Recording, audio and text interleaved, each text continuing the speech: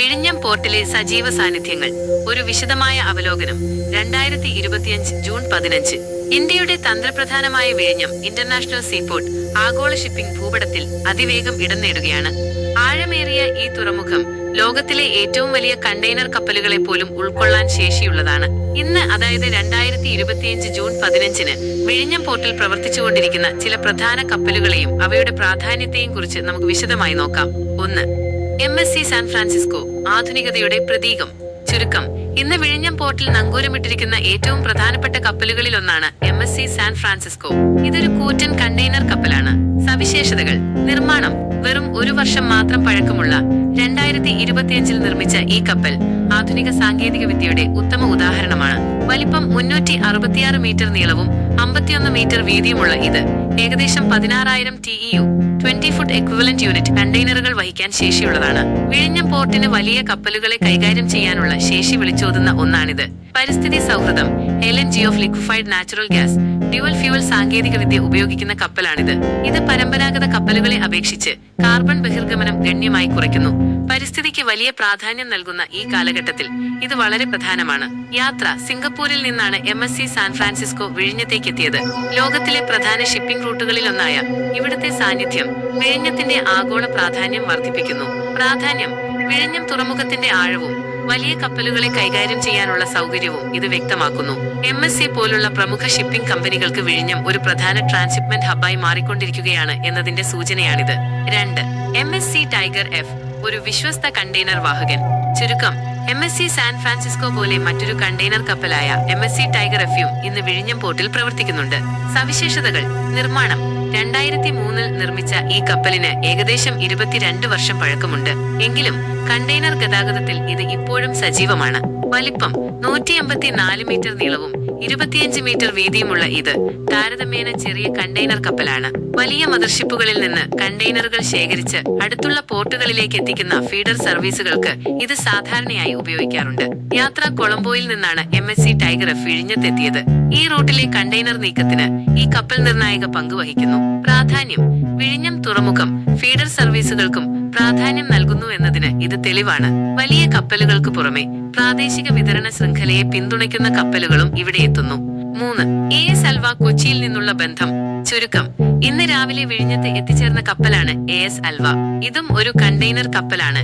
സവിശേഷതകൾ: നിർമ്മാണം: 2008-ൽ നിർമ്മിച്ച ഈ കപ്പലിന് ഏകദേശം 17 വർഷം പഴക്കമുണ്ട്. വലിപ്പം: 191 മീറ്റർ നീളവും 29 മീറ്റർ വീതിയുമുണ്ട്. ഇത് ഒരു ഇടത്തരം കണ്ടെയ്നർ കപ്പലാണ്. പലപ്പോഴും പ്രാദേശിക റീജിയണൽ റൂട്ടുകളിൽ സേവനം നടത്താറുണ്ട്. യാത്ര: കൊച്ചിയിൽ നിന്നാണ് AS അൽവ വിഴിഞ്ഞത്തേക്ക് വന്നത്. ഇത് കേരളത്തിലെ പ്രധാന തുറമുഖങ്ങൾ തമ്മിലുള്ള ബന്ധവും വിഴിഞ്ഞത്തിന്റെ പ്രാധാന്യവും വർദ്ധിപ്പിക്കുന്നു. പ്രാധാന്യം: മറ്റ് ഇന്ത്യൻ തുറമുഖങ്ങളിൽ നിന്നുള്ള കണ്ടെയ്നർ നീക്കത്തിലും വിഴിഞ്ഞം ഒരു പ്രധാന കണ്ണിയായി മാറുന്നു എന്നതിന്റെ സൂചനയാണിത്. 4. MSC സുജിൻ, ഏറ്റവും പുതിയ ഫീഡർ കപ്പൽ. ചുരുക്കം: ഇന്ന് വൈകുന്നേരത്തോടെ വിഴിഞ്ഞത്ത് എത്തിച്ചേരുമെന്ന് പ്രതീക്ഷിക്കുന്ന കപ്പലാണ് MSC സുജിൻ. ഇതും ഒരു കണ്ടെയ്നർ കപ്പലാണ്. സവിശേഷതകൾ: നിർമ്മാണം: ഈ കപ്പലും വളരെ പുതിയതാണ്. 2024-ൽ നിർമ്മിച്ചതാണ്. വലിപ്പം: 172 മീറ്റർ നീളവും 28 മീറ്റർ വീതിയുമുണ്ട്. ഇതും ഒരു ഫീഡർ കപ്പൽ വിഭാഗത്തിൽ പെടുന്നു. യാത്ര: തൂത്തുക്കുടിയിൽ നിന്നാണ് MSC സുജിൻ വിഴിഞ്ഞത്തേക്ക് വരുന്നത്. പ്രാധാന്യം: തൂത്തുക്കുടി പോലുള്ള ദക്ഷിണേന്ത്യൻ തുറമുഖങ്ങളിൽ നിന്നുള്ള കണ്ടെയ്നറുകൾ കൈകാര്യം ചെയ്യാനും വിഴിഞ്ഞം ഒരു പ്രധാന കേന്ദ്രമായി മാറുന്നുണ്ട്. പുതിയ കപ്പലുകളുടെ വരവ് തുറമുഖത്തിന്റെ കാര്യക്ഷമതയും ആധുനികതയും എടുത്തു കാണിക്കുന്നു. ഈ കപ്പലുകളുടെ സാന്നിധ്യം വിഴിഞ്ഞം തുറമുഖം ഒരു പ്രധാന കണ്ടെയ്നർ ട്രാൻസ്ഷിപ്മെന്റ് ഹബ്ബായി വളരുകയാണെന്നതിന്റെ വ്യക്തമായ സൂചനയാണ്. വലിയ മദർഷിപ്പുകൾക്ക് പുറമെ ഫീഡർ കപ്പലുകളുടെ വർദ്ധിച്ചുവരുന്ന എണ്ണം തുറമുഖത്തിന്റെ പ്രവർത്തനശേഷിയും പ്രാദേശിക അന്താരാഷ്ട്ര ഷിപ്പിംഗ് ശൃംഖലകളുമായുള്ള ബന്ധവും ശക്തിപ്പെടുത്തുന്നു. ഓരോ കപ്പലിന്റെയും വരവും പോക്കും വിഴിഞ്ഞത്തിന്റെ വളർച്ചയുടെ ഓരോ നാഴികക്കല്ലാണ്. വിഴിഞ്ഞത്തും കോവളത്തും ശക്തമായ കടൽക്ഷോഭം. ഇന്ന് ഉച്ചയോടെ വിഴിഞ്ഞം തുറമുഖത്തും കോവളം ഭാഗത്തും വളരെ വലിയ തിരമാലകൾ അനുഭവപ്പെട്ടു.